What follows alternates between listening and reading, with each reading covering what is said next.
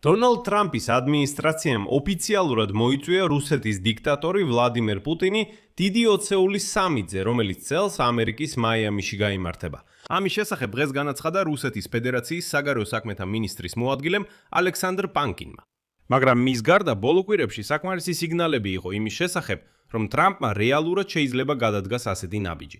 ასე, ვლადიმერ პუტინის წარგზავნილი კირილ დმიტრიევი უბრალოდ არ ტოვებს იმ მაიამის, სადაც მუდმივად აწარმოებს მოლაპარაკებებს დონალდ ტრამპის ახლო მეგობარ სტივენ ვიტკოთან, რომელიც უკრაინისთვის არახელსაყრელ მშვიდობას ახვევდა თავს. გარდა ამისა, ბოლო დღეებში ჩვენ ვხედავთ, რომ ტრამპის გარემოცვა ყველანაირად ეძებს აბსურდულ გამართლებებს იმისთვის, თუ რატომ გაახანგრძლივეს ისევ სანქციების მოხსნა რუსეთის ნავთობის მიმართ. გარდა ამისა, ცნობილია, რომ სტივენ ვიტკოვი და ჯარედ კუშნერი ისევ მოსკოვში აპირებენ განგზავრებას პუტინთან შესახვედრად. მოდით განვიხილოთ ყველა წინაპირობა იმისა, თუ როგორ ცდილობს დონალდ ტრამპის ადმინისტრაცია რუსეთის დიქტატორის ვლადიმერ პუტინის მოზიდვას მსოფლიოს ყველაზე მნიშვნელოვან სამიტზე, ანუ G20-ის სამიტზე. ჩემი სახელია ალექსეი პეჩი. მოდით ერთად განვიხილოთ ეს თემა. მაგრამ სანამ დავიწყებთ, გთხოვთ გამოიწეროთ არხი, დაალაიკოთ, დაწეროთ ნებისმიერი კომენტარი ამ გამოშვებას ქვეშ და გამოიწეროთ ჩემი Telegram. ბმული მასზე მოცემულია ამ ვიდეოს აღწერაში. მოგლედ, რუსეთი მიიწვიეს G20-ის უმაღლესი დონის სამიტში მონაწილეობის მისაღებად. ამის შესახებ განაცხადა რუსეთის ფედერაციის საგარეო საქმეთა მინისტრის მოადგილემ ალექსანდრ პანკინმა. სამიტი გაიმართება 2026 წლის დეკემბერში მაიამიში, ანუ ამერიკის შეერთებულ შტატებში. და შემდეგ პანკინის ციტატა. არის მოწვევა უმაღლეს დონეზე დასწრების შესახებ, მაგრამ თარიღთან ახლოს გადავხედავთ. აქ აღნიშნავ, რომ როდესაც საუბარია უმაღლეს დონეზე ვიზიტზე, ეს ნიშნავს მოწვევას სწორედ ქვეყნის პრეზიდენტისთვის. ამ შემთხვევაში მელოდი დიქტატორი ვლადიმერ პუტინი. და ახლა კრემლი სულ უფრო აქტიურად ცდილობს აჩვენოს, რომ პუტინს მაიამიში რეალურად ელოდებიან. მანამდე რუსეთის შერპამ G20-ში სვეტლანა ლუკაშმა განაცხადა, რომ აშშ-ში ემზადება ღონისძიებაზე რუსეთის პრეზიდენტის ვლადიმერ პუტინის შესაძლო ჩამოსვლისთვის და იმედოვნებენ მის მონაწილეობას. Стран G20. მანამდე ვლადიმერ პუტინის პრეზიდენტმა დმიტრი პესკოვმა განაცხადა, რომ რუსეთი დაინტერესებულია გააგრძელოს მუშაობა G20-თან. თუმცა ჯერჯერობით არ არის მიღებული გადაწყვეტილება, თუ ვინ მიიღებს მონაწილეობას რუსეთის მხრიდან G20-ის სამიტში და შემდეგ პესკოვის ციტატა. ჯერჯერობით არ არის მიღებული გადაწყვეტილება პუტინის მონაწილეობაზე G20-ის სამიტში აშშ-ში, მაგრამ ყველა სამიტში რუსეთი მონაწილეობდა შესაბამის დონეზე. სამიტთან უფრო ახლოს მიიღება გადაწყვეტილება ჩვენი მონაწილეობის ფორმატზე. მოსკოვის მუშაობა G20-ის ხაზით.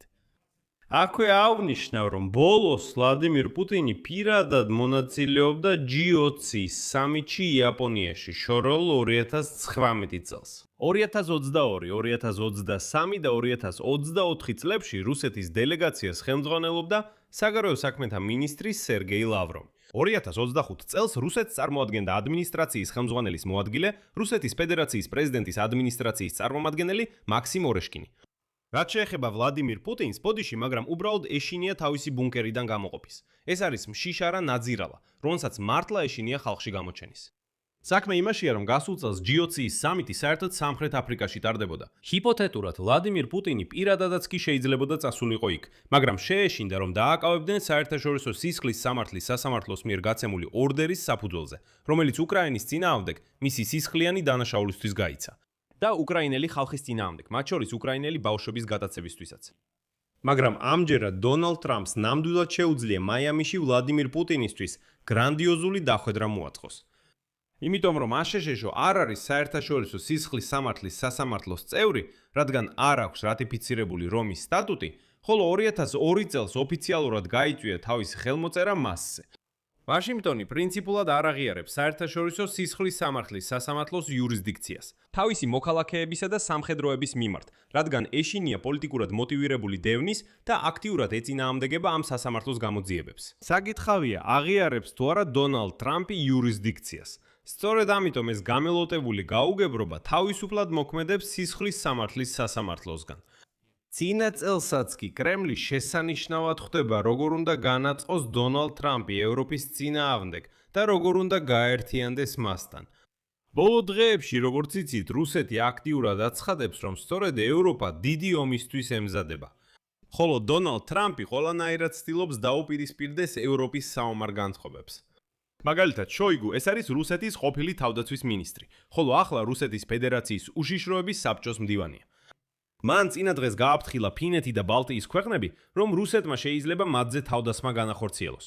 უკრაინული უპილოტოების მათი ტერიტორიის თავზე თითქოს რუსეთზე თავდასხმისთვის გამოგონილი გადაფრენების გამო. შემდეგ შოიგუს ციტატას მოვიყვან.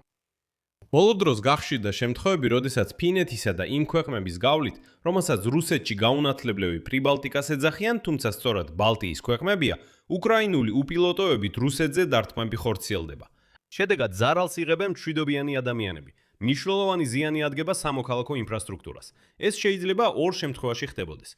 დასავლური საერო თავდაცვის საშუალებების არაეფექტურობის ან ამ ქვეყნების მიერ საკუთარი საერო სივრცის შეგნებულად დათმობის შემთხვევაში. ბოლო შემთხვევაში საერთაშორისო სამართლის მიხედვით, ხა რუსებმა საერთაშორისო სამართალი გაიხსენეს, ძალას შედის გაეროს წესდების 51 მუხლი, რომელიც სახელმწიფოებს შეიარაღებული თავდასხმის შემთხვევაში თვითდაცვის განუყოფელ უფლებას ანიჭებს. და უკვე დღეს კრემლში ახალი ლეგენდა გამოიგონეს. რუსეთის ფედერაციის საგარეო საქმეთა სამინისტროს ხელმძღვანელის მოადგილემ ალექსანდრ გრუშკომ განაცხადა, რომ ევროპის ქვეყნები ამუშავებენ კალინინგრადის ოლქის საზღვაო ბლოკადისა და დაკავების სცენარებს. გაერთიანებული ექსპედიციური ძალების წვრთნების დროს, რომელსაც დიდი ბრიტანეთი ხელმძღვანელობს. მისი თქმით, ევროპელი სამხედროების აქტივობა, რომლებიც პასუხისმგებელნი არიან ოპერატიულ რეაგირებაზე შორეული ჩრდილოეთის, ჩრდილოეთ ატლანტიკისა და ბალტიის ზღვის ზონაში, ბოლო წლებში იზრდება. საინტერესოა რატო? შეიძლება იმიტომ, რომ მეზობლად გაველურებული რუსები ცხოვრობენ. გრუშკომ ასევე გაახსენა ნატოს ოპერაცია ბალტიის დარაჯი, რომელიც დაიწყო მას შემდეგ, რაც ბალტიის ზღვის ფსკერზე ენერგეტიკული და საკომუნიკაციო კაბელები დაზიანდა. და რუსეთის საგარეო საქმეთა სამინისტროს წარმომადგენელმა მისი ნამდვილი მიზანი დაასახელა. საერთაშორისო სატრანსპორტო მარშრუტებზე კონტროლი და რუსეთის ფედერაციის ინტერესებში განხორციელებული სატვირთო გადაზიდვების შეზღუდვა. ახლა კი გავიხსენოთ, ვინ შედის ამ გაერთიანებულ ექსპედიციურ ძალებში. ეს არის დიდი ბრიტანეთი, რა თქმა უნდა, ასევე დანია, ფინეთი, ესტონეთი, ისლანდია, ლატვია, ლიტვა, ნიდერლანდები, შვედეთი და ნორვეგია. კოალიცია შეიქმნა 2015 წელს კრიზისებზე სწრაფი რეაგირებისთვის, საფრთხეების შეკავებისა და ოპერაციების ჩასატარებლად, ძირითადად ბალტიის ზღვისა და შორეული ჩრდილოეთის რეგიონებში. და ეს მოხდა მას შემდეგ, რაც გაურეცხავმა რუსეთმა სრულმასშტაბიანი ომი დაიწყო უკრაინის წინააღმდეგ. В это же время известно, что გარდა ამისა, იგი სწორედ ამ აღმოსავლეთ და ჩრდილოეთ ევროპელ ნატოს წევრებთან თანამშრომლობისკენ იხრება. ამიტომ კრემლი ცდილობს აჩვენოს, რომ სწორედ ამ ქვეყნებზე თავდასხმას აპირებს. რათა შექმნას დაძაბულობა, რომელიც შემდეგ შეიძლება გმირულად გადაიჭრას ტრამპისა და პუტინის ახალ პირად შეხვედრაზე. მაგრამ ამ ყველაფრის გარდა უნდა ავინიშნოს, რომ თეთრი სახლი ზედმეტად საეჭოდ უთმობს კრემლს. როგორც იცით, ტრამპმა ერთი თვის წინ გააუქმა სანქციები რუსეთის, რუსული ნავთობის წინააღმდეგ. და აშშ-ის ფინანსთა მინისტრმა სკოტ ბესონმა განაცხადა, რომ გაახანგრძლივა გამონაკლისი ნავთობის სანქციებიდან რუსეთისა და ირანის მიმართ. მას შემდეგ, რაც, როგორც თავად აღნიშნა, მოწყვლადი ქვეყნების თხოვნით, რომლებიც ჰორმუზის სრუტის ბლოკადის შედეგად დაზარალდნენ. ამის შესახებ მან სენატში მოსმენების დროს განაცხადა, თუმცა არ დაუკონკრეტებია, რომელი იყო ის საიდუმლო ქვეყნები, რომლებიც ასეს თხოვდნენ მას რუსეთისთვის სანქციების ისმოხსნას. ბიუჯეტის კომიტეტის წინაშე მოსმენების დროს დემოკრატმა სენატორმა კრის კუნცმა აშშ-ის ფინანსთა მინისტრს კითხა, რატომ უარყოფდა ადმინისტრაცია თავდაპირველად რუსეთისთვის ნავთობის სანქციების შემსუბუქების გაგრძელებას, ხოლო შემდეგ ერთ მომენტში მაინც განაახლა გამონაკლისი შეზღუდვებიდან. გახსენებთ, რომ წინა სანქციების მოხსნა 11 აპრილს დასრულდა და თითქოს ფინანსთა სამინისტრომ განაცხადა, ყველაფერი აღარ გავაგრძელებთ. 16 აპრილს კი მოულოდნელად გააგრძელეს. კუნცმა აღნიშნა, რომ რუსეთი დამატებით ყოველდღიურად 150 მილიონი დოლარის შემოსავალს იღებს.